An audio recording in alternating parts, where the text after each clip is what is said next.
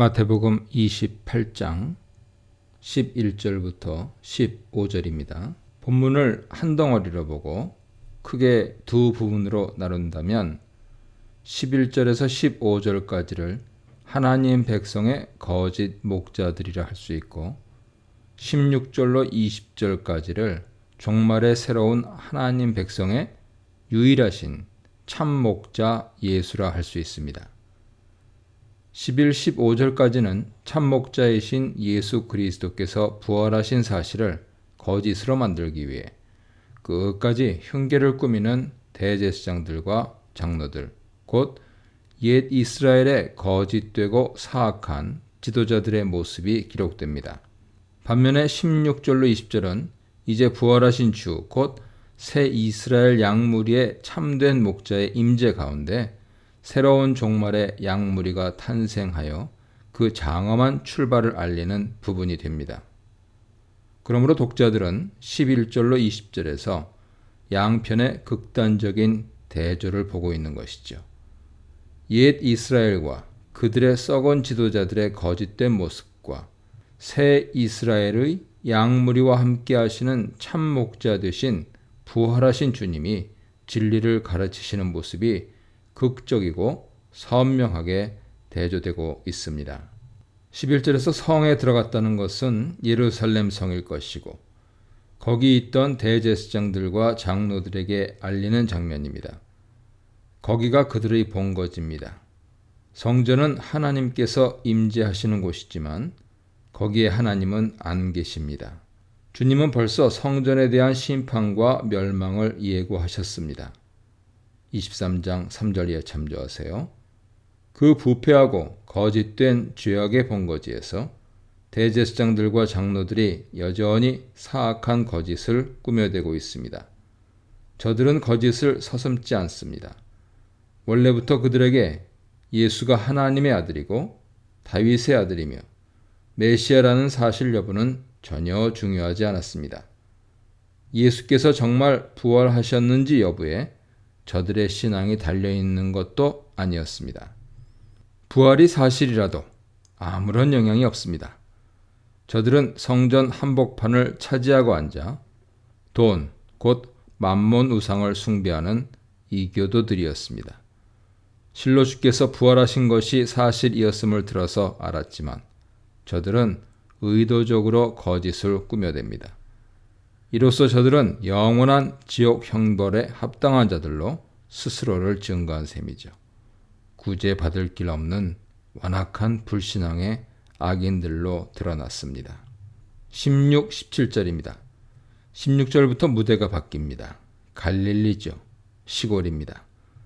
예루살렘 성전에서 멀리 떨어진 지방에 있는 바닷가 한 언덕입니다.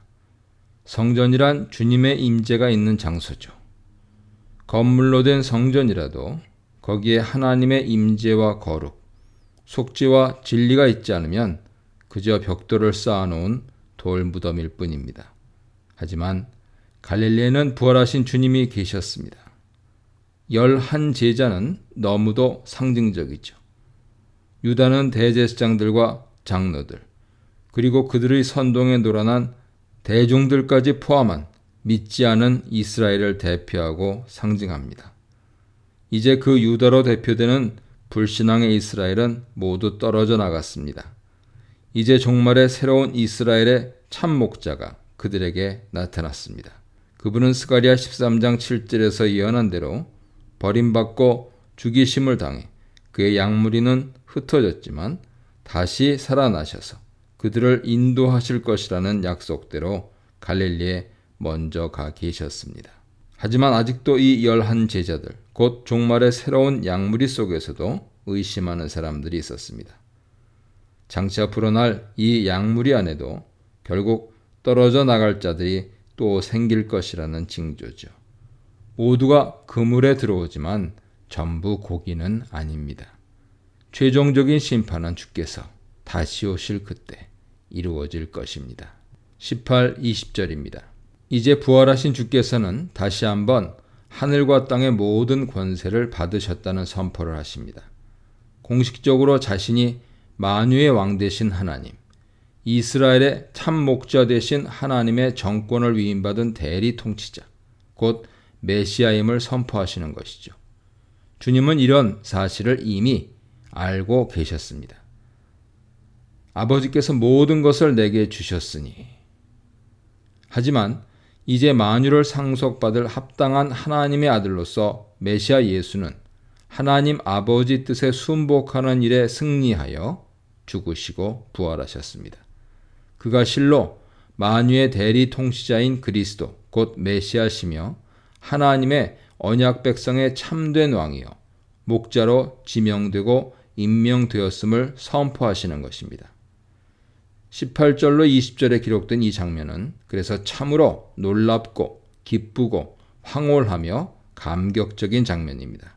18, 20절에 기록된 부활하신 주님의 모습과 종말의 새로운 양무리의 모습, 그리고 주님의 권세, 열방을 향한 하나님의 뜻, 말씀을 가르침과 주님의 임재 요소들을 다 갖춘 구약 배경은 에스겔 34장 23절 24절, 37장 24절로 28절에서 찾을 수 있습니다.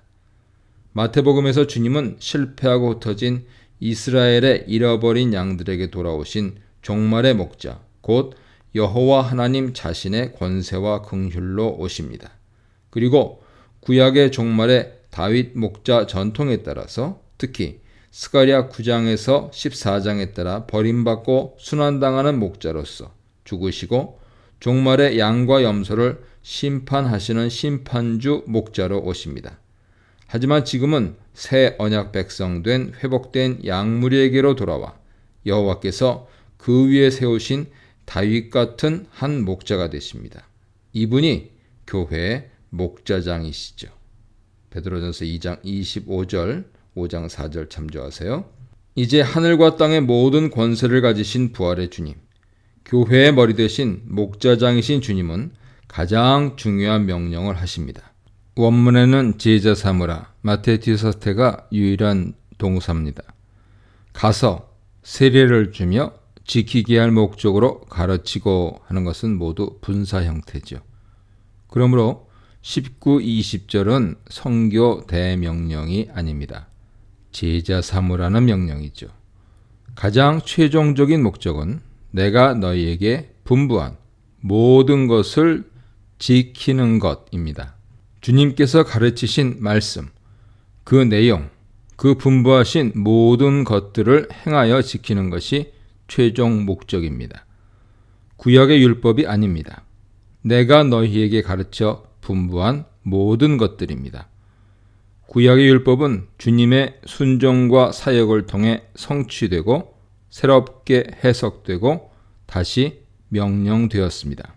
그리고 주님은 우리가 주님 안에서 그의 새로운 계명을 순종하고 행할 수 있도록 성령의 능력도 주십니다.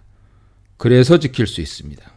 이것이 19, 20절에 기록된 지상 대명령의 핵심입니다. 그분의 말씀을 지켜서 행하는 것이죠. 가서 하는 것은 분사로 표현된 부대 상황입니다. 목적을 이루기 위한 수단이죠. 세례를 주고 역시 부대 상황이고 수단입니다.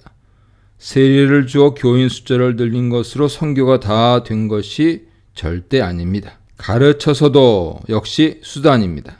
이것으로 끝나지 않습니다. 많이 가르치면서도 지키게 하지 못하면 그것은 실패입니다.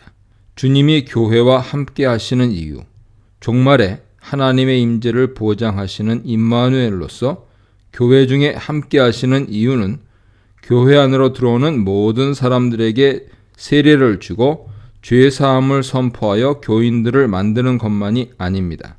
저들을 선교사로 파송하여 열방으로 보내는 것이 궁극적인 목적도 아닙니다. 그렇다고 단지 많이 가르치는 것이 목적도 아닙니다. 목적은 지키게 하는 것입니다. 제자되게 하는 것, 곧 예수 그리스도의 생명을 받아 그 생명으로 거듭나서 열방 가운데로 이방인들 가운데로 나아갈 뿐 아니라 주님의 말씀을 배우고 가르치고 행하여 그 말씀을 지켜 의의 열매를 맺는 사람, 주님의 성품을 닮은 사람을 만드는 것입니다. 곧 종말에 새로운 하나님의 백성으로서 하나님의 나라를 유업으로 받을 자들을 창조하는 것입니다. 이것이 주님의 지상 대명령입니다. 이 문단에서는 부활의 소식을 막는 자들, 부활을 의심하는 제자들, 부활 복음을 전하는 제자들에 대해 묵상해 보시기 바랍니다.